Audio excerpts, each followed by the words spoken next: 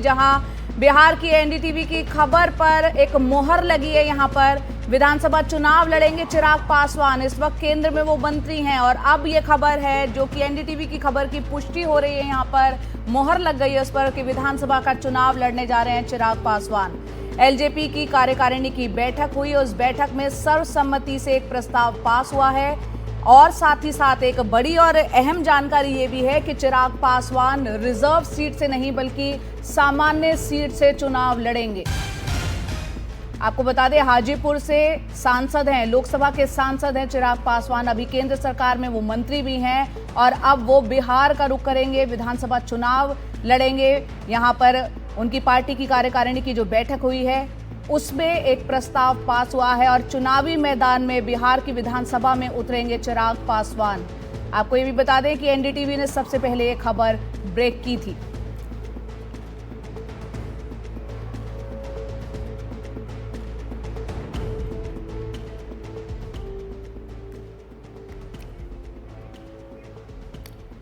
तो आपको बता दें कि 2 दिन पहले चिराग पासवान ने एनडीटीवी से बातचीत में विधानसभा चुनाव लड़ने के संकेत दे दिए थे और चुनाव लड़ने के सवाल पर उन्होंने क्या कहा था आपको सुनाते हैं। इच्छा होती है कि बिहार में आप ज़्यादा सक्रिय भूमिका में रहें, तो क्या चिराग पासवान इस विधानसभा बिहार से चुनाव लड़ रहे हैं? ये फैसला पूर्णतः मेरा नहीं हो सकता, ये फैसला पार्टी को लेना है। मैं ज़रूर चाहता हूँ कि मैं बिहार विधानसभा का चुनाव लड़ूँ। अब क्या मैं वो 2025 का लड़ूंगा या मैं 2030 का विधानसभा का चुनाव लड़ूंगा, ये फैसला पार्टी को लेना है। जब मैं कहता हूँ कि पार्टी को ये फैसला लेना है, छूटते ही पूरक प्रश्न आता है कि आप ही पार्टी हैं, आप ही पार्टी के राष्ट्रीय अध्यक्ष हैं, आप जो चाहेंगे वो होगा। सही है, अगर मैं चाहूँगा तो मैं लड़ पाऊँगा, बट जब मैं कहता हूँ कि पार्टी को इसका फैसला लेना है, मतलब पार्टी को इसके ऊपर मंथन करना है। और जो हो रहा है, सर्वे हो रहा है, क्या मेरे चुनाव लड़ने से मेरी पार्टी का स्ट्राइक रेट बेटर हो सकता है? क्या मेरे विधानसभा के चुनाव लड़ने से क्या हमारे गठबंधन का प्रदर्शन और बेहतर और मजबूत हो सकता है? इन तमाम चीज़ों पर अभी अध्ययन, अभी मंथन चल रहा है। और अगर पार्टी को लगता है, कोई कई बार ऐसा होता है कि जब आपके राष्ट्रीय नेता जब विधानसभा के चुनाव में उतरते हैं, भाजपा ने इस एक्सपेरिमेंट को कई बार किया है अलग अलग राज्यों में और उसका लाभ भी हम लोग को देखने को मिला है। तो अगर पार्टी को ऐसा लगता है सर्वेज, मंथन, चर्चा के बाद कि मेरे विधानसभा चुनाव लड़ने से मेरी पार्टी को, मेरे गठबंधन को मजबूती मिलेगी, तो मैं ज़रूर लड़ूंगा।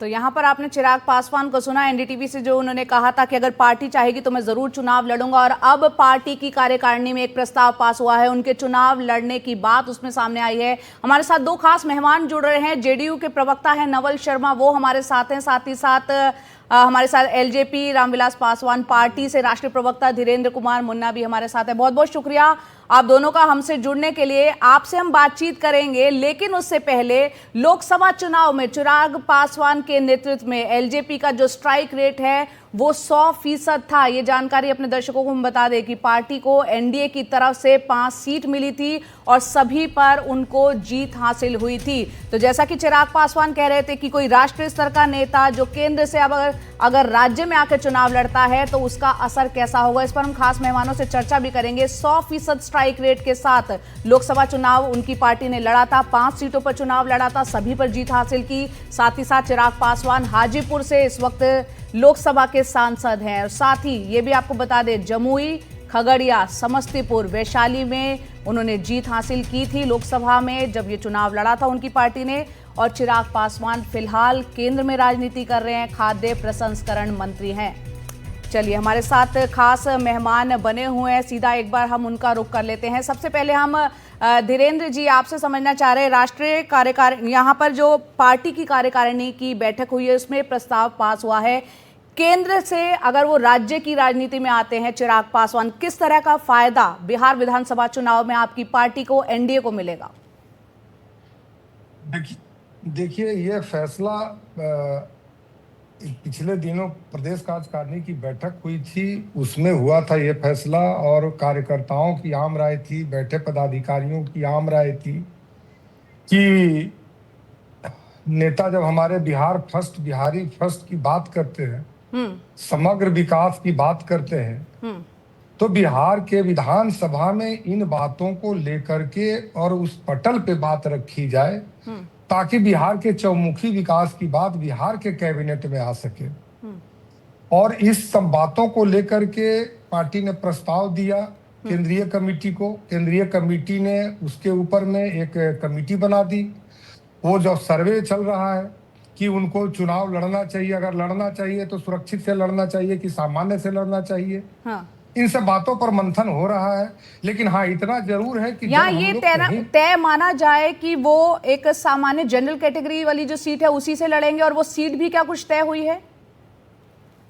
देखिए सीट अभी तक तय नहीं हुई है, लेकिन सामान्य सीट से अगर लड़ेंगे चुनाव तो सामान्य सीट होगा, ये मुझे जरूर कह सकता हूं आपको। जो आम राय थी पार्टी के कार्यकर्ताओं के, पार्टी के नेताओं की भावनाओं का, हमारे नेता आदरणीय चिराग पासवान जी काफी कद्र करते हैं। पार्टी बिल्कुल लोकतांत्रिक तरीके से चलती है जी। तो इसलिए जिस तरह से बातें निकल कर के आई है बिहार के लोगों का, मैं कह सकता हूं कि अगर चुनाव वो लड़ेंगे तो सामान्य सीट से ही वो चुनाव लड़ेंगे। सामान्य सीट से चुनाव लड़ेंगे। एक बार जेडीयू के प्रवक्ता नवल शर्मा जी से भी बात कर लेते हैं। नवल जी, ये ऐलान जबकि अब एक तरह से यहाँ पर हो गया है, एलजेपी की तरफ से कर दिया गया है, चिराग पासवान केंद्र से जो है राज्य की राजनीति में आ रहे हैं, किस तरह का फायदा आपको लग रहा है एनडीए को मिलेगा, और आपकी पार्टी की पहली प्रतिक्रिया? देखिए, भारत की लोकतांत्रिक व्यवस्था में प्रत्येक व्यक्ति अपने चुनावी निर्णय को लेने के लिए स्वतंत्र है। चिराग पासवान जी युवा हैं, उनमें संभावनाएं हैं। उनको अगर लगता है कि हमें बिहार से चुनाव लड़ना है, यह उनकी मर्जी है। महत्वपूर्ण यह है कि सारे लोग, बिहार एनडीए घटक दल के सारे नेता इस बात को लेकर एकमत हैं कि नीतीश कुमार जी के नेतृत्व में 2025 से 30 के बीच में एक सुंदर, सशक्त और मजबूत बिहार का निर्माण करना है। और मान्यवर चिराग पासवान जी भी बार बार नीतीश कुमार जी के नेतृत्व की दुहाई देते हैं। उनके लड़ने से एनडीए को फायदा होगा, निस्संदेह फायदा होगा। और एनडीए के पांचों घटक दलों में अभी जिस प्रकार की एकजुटता दिखाई दे रही है, जया जी, अभी कुछ दिनों पहले बिहार के 38 जिलों में पांचों घटक दलों के प्रदेश अध्यक्षों ने जिलों का दौरा किया था, और एनडीए के सारे प्रदेश अध्यक्षों ने जिस आपसी एकजुटता का परिचय दिया था जी। और घूम घूम कर लोगों के बीच में 2025 फिर से नीतीश और फिर से एनडीए की सरकार का जो नारा बुलंद किया था, तो यहाँ ये मान लिया जाए नवल जी कि जैसा कि आप बता रहे हो यहाँ पे, क्योंकि एलजेपी के भी प्रवक्ता हैं, नीतीश कुमार के नेतृत्व में एनडीए में बिहार विधानसभा का चुनाव लड़ा जाएगा, ये तय है? हाँ, बिल्कुल, इस बात पर तो सहमति बन चुकी है। सारे दलों के प्रदेश अध्यक्ष बिहार भर में घूम घूम कर इस बात की सार्वजनिक उद्घोषणा कर चुके हैं कि 2025 फिर से नीतीश। यह स्लोगन सारे प्रदेश अध्यक्षों ने बिहार के कोने कोने, घर घर तक पहुंचा दिया है।